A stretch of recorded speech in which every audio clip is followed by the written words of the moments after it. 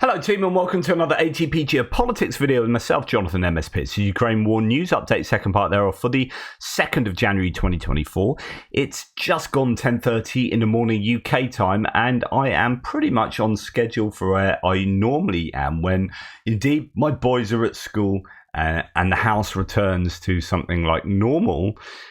So here is my content. Right, not a great deal to talk about in terms of geopolitics. In fact, just one tab there where I normally have like 20. So I think that's a sign of the times, as in it's the 2nd of January. It's only just gone New Year. People aren't swanning around the world having meetings with international diplomats and leaders. Not swanning, of course, doing the work that they are employed to do. Right.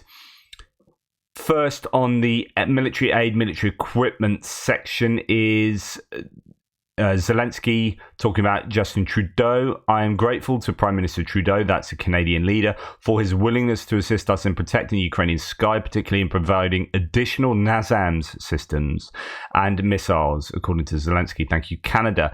I don't know if Canada are providing more NASAMS. That's the Norwegian or National Air Defense System. That is a very useful bit of kit and something that the Ukrainians need a lot of, considering, as we've heard, the huge waves of attacks that are taking place at the moment and have been for the last few days. So, yeah, they need as many of those as possible. And if Canada can provide more, then that'd be fantastic. Now, yesterday, someone challenged the claim that the Sea Baby drones had rocket launchers on top of them and was saying, no, it's definitely helicopters, or it said something about, no, those are helicopters above the Sea Baby naval drones, the USVs, unmanned surface vehicles, helicopters above firing those unguided missiles.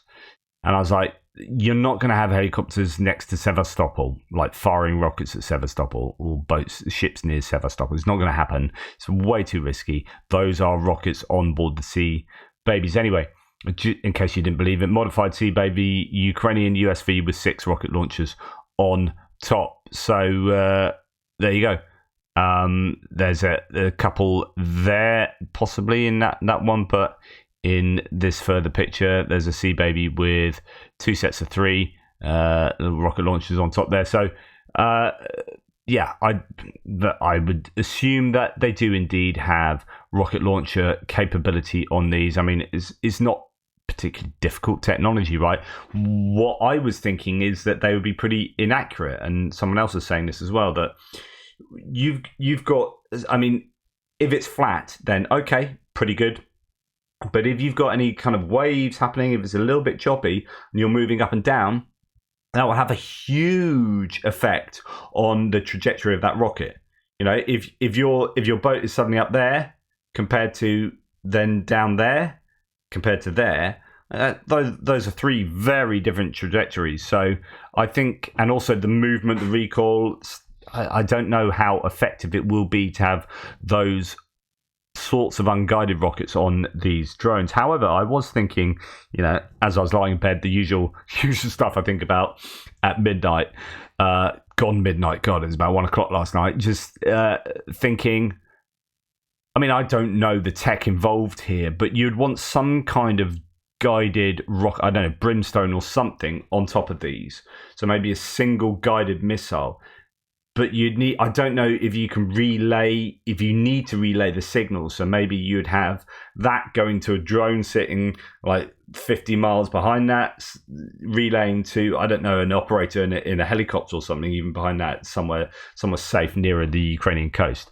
I don't know if you would need that kind of relay system, or whether you could fire one of those sorts of guided missiles from that distance. So, you know, you could get this drone maybe to Sevastopol area, maybe even further to Novorossiysk.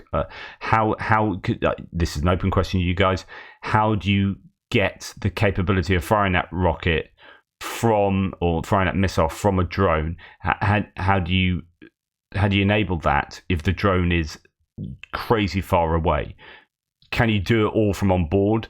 And is that far enough, you know, all close enough to relay that message directly, or do you need points of relay booster points along the way. Who knows? Who knows what I'm talking about? I don't know. Anyway, this is something I talked about a little bit before in terms of those octocopters, those larger the Baba Yaga drones that the Ukrainians are starting to use.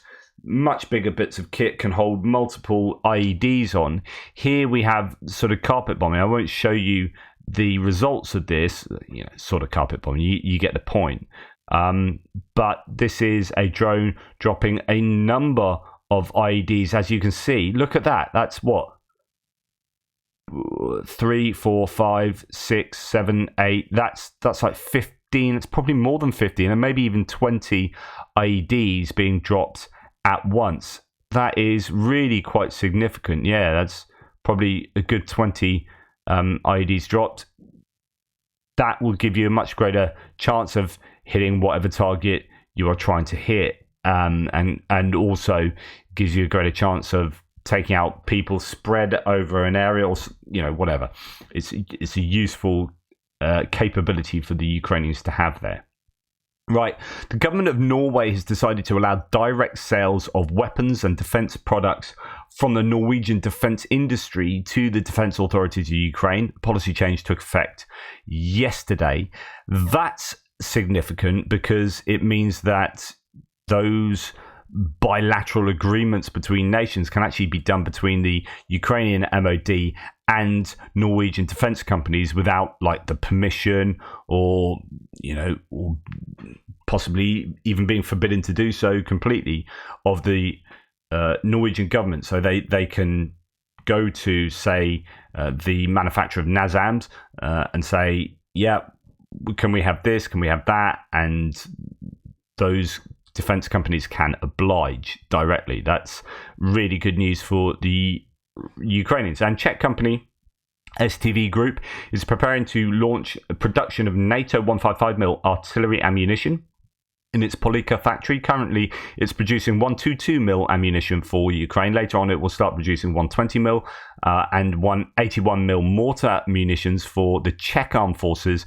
And then in February, production of 155mm will be launched. In the first phase, the ammo will go mainly to Ukraine after fielding of the Caesar CZ 8x8 howitzers into Czech armed forces. Production will be focused on fulfilling the needs of Czech artillery.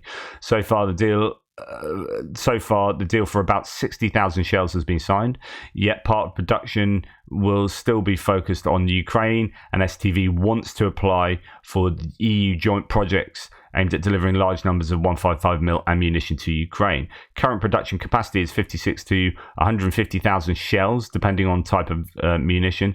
STV wants to double that. STV Group will also produce 120mm main battle tank and 30 by 173mm NATO ammo for infantry fighting vehicles, among other munitions. So that's really good news. There needs to be this ramping up within Europe and also from munitions factories outside of Europe that Europe can dip into, but Europe would prefer to do this in-house and keep that money inside Europe for obvious reasons.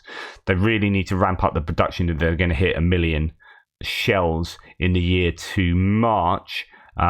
Whether they will achieve that, I don't know, but they are ramping up. Things are looking better, and news like this will help towards that end. Okay, right. Don't shoot the messenger type thing. This is the series of articles about US help to Ukraine here, and obviously there will be political dimensions here. This is from the Daily Telegraph, which is a right-wing newspaper in the UK. Sorry, I just have to let you know these things in case you don't know the sources and you might question it for whatever bias. US funding for Ukraine dries up, so Kiev could be forced to choose which cities to defend from air attacks as Republicans continue to wrangle with Biden over new aid package. And don't worry, I'm going to read you a bit from the Wall Street Journal in a second that blames the Biden administration a bit more. But anyway, here the article talks about the aid that the US has given previously. You can see that recently, it's since August, aid has been really very low, down to obviously just eking out the last bits of the Presidential Drawdown Authority capability there.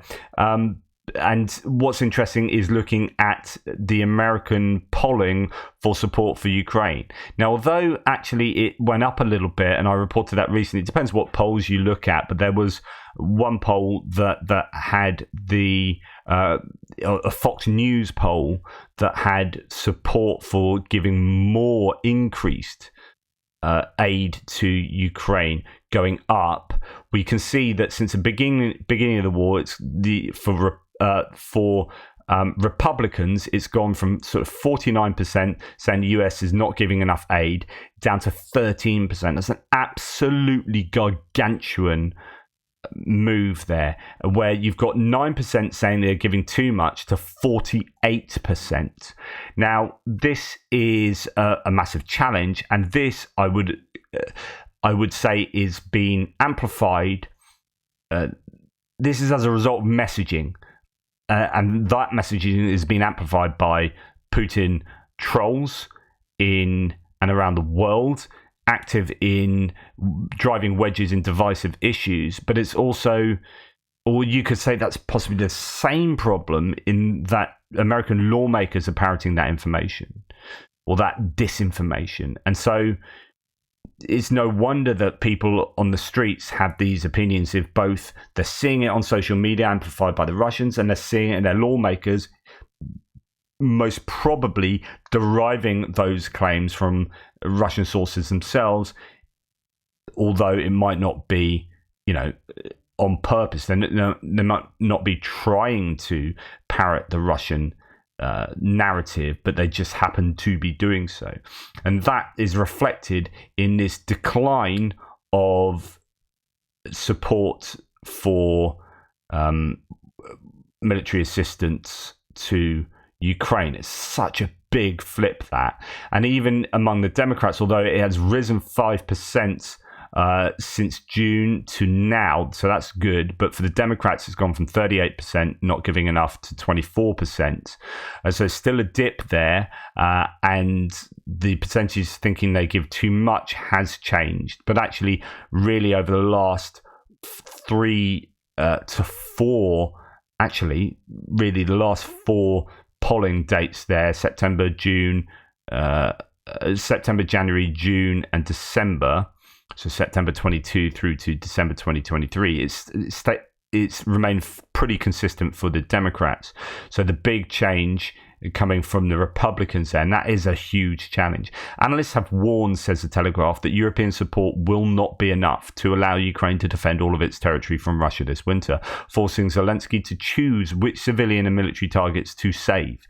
There is particular concern about the supply of Patriot interceptor missiles, first supplied to Ukraine in April. Quote, there will be some systems where they will have to ration their ammunition even more than they are at the moment, said Jimmy Rushton, a Kiev-based defense analyst. It could be the case that they have to just not engage some targets because they don't have enough interceptors to go around. That's obviously a horrible decision to have to make, but if you really believe that you're running out of missiles to engage incoming targets, you're going to have to ration them to protect the targets that you believe to be most important. End quote. Republicans have indicated they are still willing to discuss a deal on Ukraine funding with Mr. Biden, but are pushing for a major investment in US border security in return for their support for the war. On Friday, the president warned that, quote, unless Congress takes urgent action in the new year, we will not be able to continue sending the weapons and vital air defense systems Ukraine needs to protect its people. Congress must step up and act without further delay, he said. So that's what the Daily Telegraph says. The Wall Street Journal gives an opinion piece. Does Biden want Ukraine to win? So this is looking not at the impasse in Congress as being a problem for the Ukrainians, but the inability the lack of desire from the Biden administration, so they say, to finish this war by giving Ukraine the right kind of weapons. So this article says, perhaps the reason for this reluctance is obvious. The Biden administration doesn't want Ukraine to win. Instead, there are signs the administration wants it to force a sordid deal on Kyiv, one in which Ukrainians hand over large parts of their country, including Crimea, to Mr. Putin. The best evidence of this is that the administration has bent over backward not to supply Ukraine with the weapons needed to hit Russian targets in Crimea. Well, I would utterly question the rationale there. I don't think it's they want Kyiv to sign a deal to lose its land, its territories, but it's more likely to be that they don't want escalation. I know those are two very different things. They don't want, like, the Biden administration doesn't want Ukraine to give territory to Russia. That's definitely not what it wants. But if you're going to be as critical as possible about the Biden administration, I think there are two reasons why they might not be giving these. Well, there are three reasons why they might not be giving the correct weapons to Ukraine. One is they want Russia to be so fundamentally degraded that this long protracted war does a much better job of crippling Russia hugely into the future. That's one reason we keep seeing given as to why the right weapons aren't being delivered to Ukraine. Another one is that they are just afraid of Russia still. They're afraid of escalation. They don't want to give these weapons, even though every red line that's been crossed has resulted in nothing. There, no action from Putin. They are still afraid to give these big top-line weapons. They don't want to be the single, biggest proponent of Ukraine winning such that it would rile the Russians. But on the other hand, UK and France have given Storm Shadow and Scalp and so on and so forth, and they have given ATACMS now. So, which then leads you to think, well, it's partly going to be the impasse in Congress, because if they got the funding through, they'd give them surely a load more ATACMS. And a third reason that's, I think, more likely than the Biden administration wanting Ukraine to fail is a strategic one, such that they don't want to give these weapons because they need to keep them in US stockpiles, just in case something like Taiwan kicks off, just in case they get pulled into some conflict. You look at what's going on with the Houthis and the situation in the Red Sea and Iran and Israel, etc., etc. So they're holding back some of these key weapons that they would otherwise give to Ukraine, but they either don't have enough of them or they strategically need them for other eventualities. Anyway, while the US has pumped around $50 billion of weaponry into Ukraine, what it has given is rather one-dimensional. Washington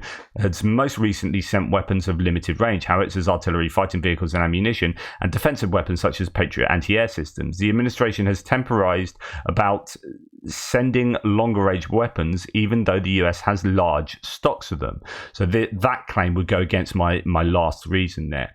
And it talks about sort of waiting and then giving HIMARS, waiting, giving ATACMS.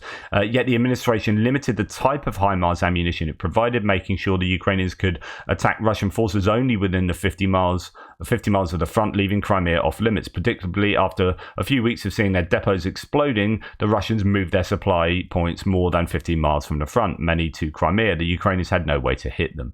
Finally, in October, the US sent Ukraine around 20 ATACMS. Ukraine used them against Russian military helicopters and other targets that had been out of range. However, far too few ATACMS were sent. After a handful of successful operations, Ukraine seems to have run out. In depriving the Ukrainians of the ability to mount a sustained long-range campaign against Russia, the administration is leaving Kyiv without the capability it needs to win. The ground war at the front in 2023 has made it clear that direct advances against prepared defensive positions are almost impossible. Both in the spring around the city of Bakhmut and in the autumn around Avdiivka, the Russians made very slow progress at the cost of mass casualties and crippling equipment losses. The Ukrainians, when supplied with Western tanks and vehicles, struggled to advance this summer. In comparison, long-range weapons have been very effective, and this is what I've been saying for a long time now. They need to just prosecute this war from a distance. But in order to do that, they need the equipment. They need it. In 2023, the UK and France sent Ukraine a few hundred of their Storm Shadow Scalp cruise missiles. The systems are similar but have different names. These missiles enabled Ukrainians to hit targets anywhere in Crimea and neuter Russian naval power in the peninsula. And it talks about the crucial role of those missiles, and then finishes off saying arming Ukraine with long-range systems would help Ukraine liberate Crimea and end the war sooner, saving lives on both sides. An administration that wants Ukraine to win should see and act accordingly. If the Biden administration continues to hem and haw, after all we have seen in recent months, we can stop asking whether it wants Ukraine to win the war. The answer would be no. I think, as mentioned, I think that's the incorrect conclusion. But the situation is the same, that the US are not providing at the moment Ukraine with what Ukraine needs. The rest of the world aren't either, and could do more. So Germany could provide Taurus. UK and France are doing probably the best in terms of distance munitions of that range. But US has also provided, HIMARS have done an insanely good job and continue to do so, and they continue to get them HIMARS munitions. So it's just that stuff from that range that's over 84 kilometers, 84 to 300 kilometers. That's what Ukraine need. They also need the ability to use those weapons into Russia. And it would be great if they could get US cruise missiles as well. We'll wait to see what the loadouts will be for the F-16s. Anyway, concerned over waning US support for Ukraine if Trump returns to power in 2024, European countries like Britain work urgently to build capacity to independently sustain Ukraine's defense against Russia, according to the Times sources, says Euromaidan Press. Right. So again, like I've said to you plenty of times before, and you guys, some of you I know are massive fans of Trump. Trump's not as popular around the rest of the world, and even though some of you criticize me for saying so, you just go and look at the data. Look at the international opinion of the US over time. I did a video on this like a year ago. If you look at the international opinion of the US over time and look at what happened from 2016 to 2020 and how it dipped to record lows, then the international opinion of Trump is far more critical across the board. It's not entirely so. There are big fans of Trump abroad, of course there are. But generally speaking. Now, what this means is then when analysts look at what will happen in the 2024 election, they're a lot more downbeat about Ukraine's prospects if Trump was to be elected. Now, I know some of you guys who are big Trump fans think it's all going to be fine and Trump will be the biggest supporter of Ukraine. But if you listen to what he's recently been saying in his speeches, he is parroting Russian propaganda. He's parroting the same old crap. So you can't think those two things. Anyway, this is from The Times, which is a Murdoch right-wing newspaper in the UK. Europe aims to ramp up weapons to help Ukraine defeat Russia. Britain and other countries want to be able to support if Donald Trump wins the 2024 election and pulls US backing. Britain and other European countries are, quote, cranking through the gears, trying to ensure that they can help Ukraine win its war against Russia without the US should Donald Trump get into power, according to senior Whitehall source. This is a UK political sources saying this. Ministers are desperately trying to ramp up manufacturing capabilities across the continent so they can send weapons and ammunition to the front line and keep Putin at bay for at least another year, irrespective of US support. Britain's military intelligence chiefs believe Ukraine cannot win the war against Russia in 2024 because it does not have the manpower or the weapons for a big battlefield breakthrough, nor does Russia's military have the strength to launch a major counteroffensive that can break through Ukrainian lines. So one must remember that Ukraine not winning doesn't mean Russia winning. Ukraine not winning will also involve Russia not winning. It's just a long, protracted kind of stalemate sort of war. Neither side has the ability to maximally, at least at the moment, maximally win this war. I think Ukraine can maximally win it, as in take back its territories to 1991 levels if given the right stuff and supported to the hilt by the allies. Russia cannot maximally win. They cannot take over the whole of Ukraine. It's just practically impossible. They would need millions of soldiers to occupy an entire country of 44 million people and the size that it is, to the point of maximally controlling Ukraine. However, they could eke out some kind of land bridge, but they would probably need, think how long it's taken to take Bakhmut, and they would need to go all the way to Odessa, take Mykolaiv, etc., etc. They would definitely need the full backing of China in order to do so, and I don't think that will ever happen. So I think at most, Russia can broadly keep the lines where they are right now, at the most. and at the most, Ukraine can go take back all of back to 1991. But it all depends on what allies do. However, on both sides. However, some in the UK government believe that all is needed to win against Putin is time, and Europe needs to be ready to help Ukraine push on without US support. Quote, he's betting on the House of Trump, but Europe is cranking through the gears to do it without the US if Trump were to try and pull the plug. Can continental Europe afford to fold just because Trump says no more US dollars? I think most realize that Putin can't be allowed to win as consequences for European security are grave, said the Whitehall source. Of course, anonymous source. One way to victory is to stretch Putin and his army so thinly that he is forced to give up, the source said, adding that no matter what the president's threshold for pain was, he was unable to sustain the war indefinitely. That is President Putin, or as I like to say, Dictator Putin. Quote, 2024 isn't about big operational success. There's unlikely to be a big breakthrough this year. 2024 is about stretching Putin into 2025 and beyond, effectively calling his bluff and testing his resolve, the source said. As the war drags on, there is nervousness across Europe that if Trump wins the US election and US support for Ukraine could evaporate.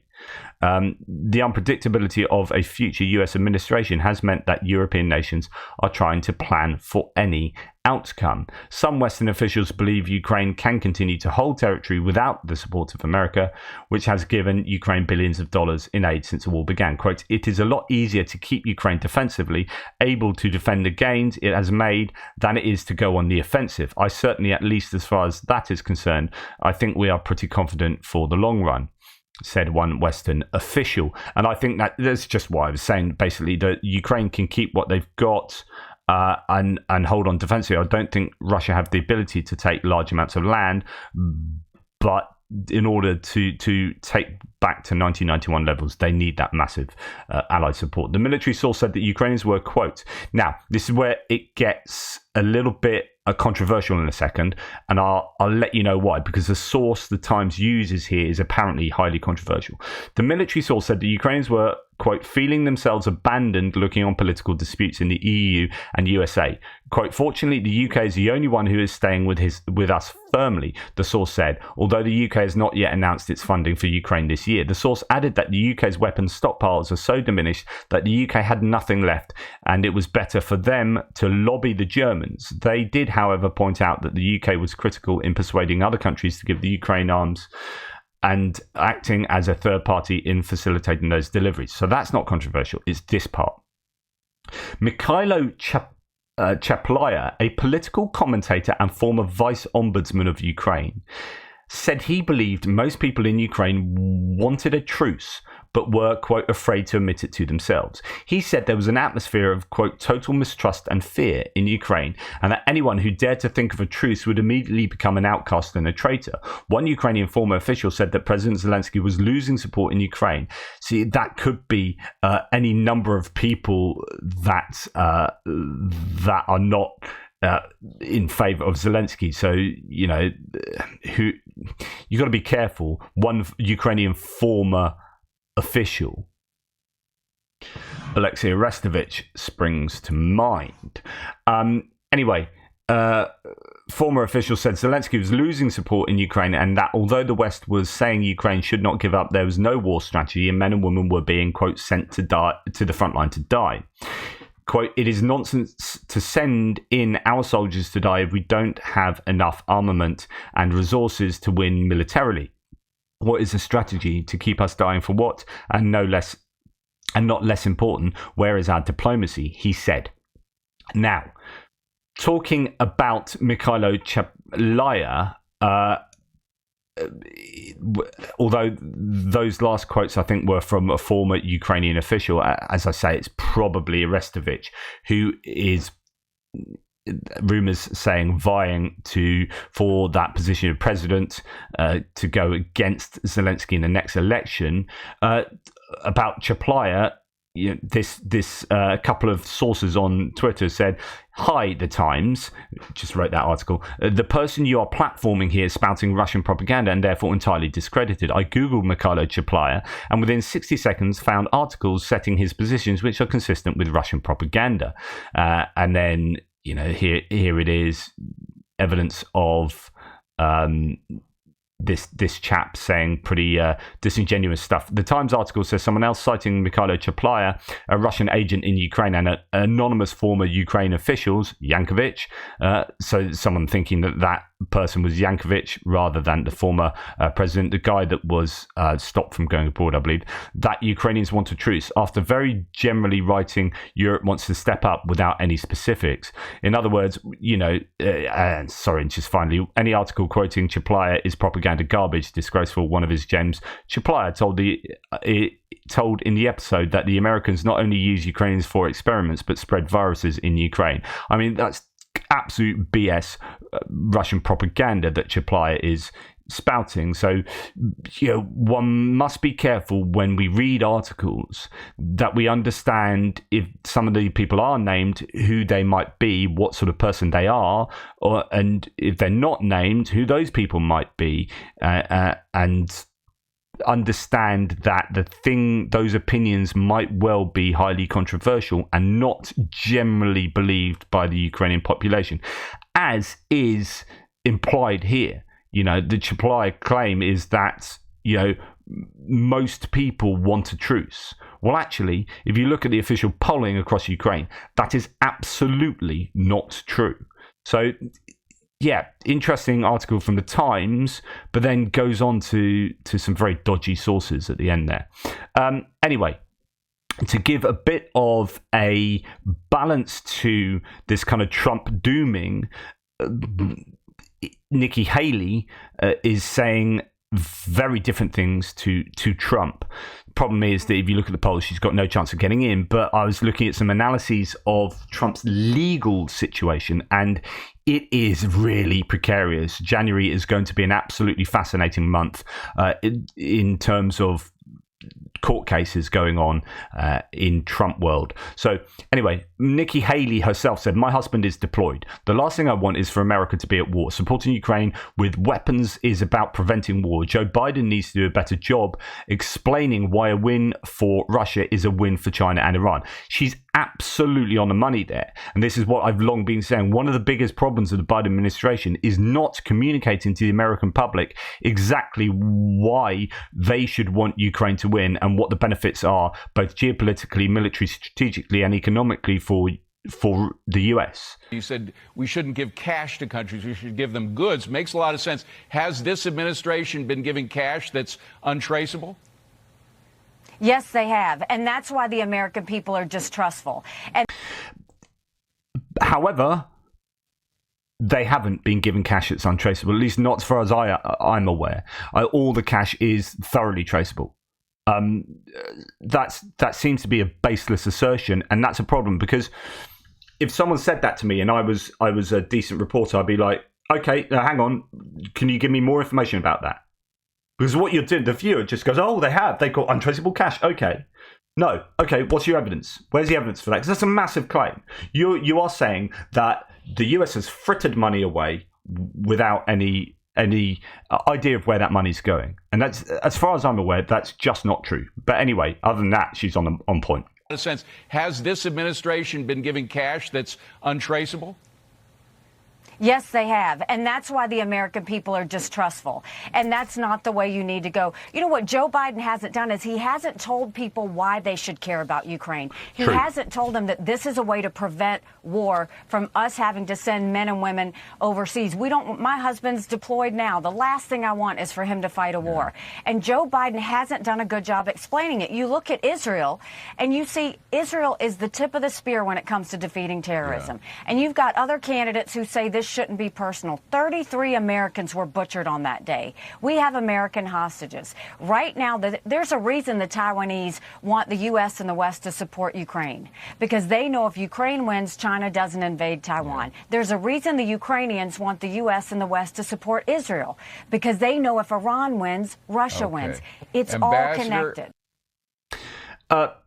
I hate the way that he's trying to get her to finish her. These are really super important points. I wouldn't be trying to wrap her up. You need to expand on that. You need to let the American people know about this kind of reasoning.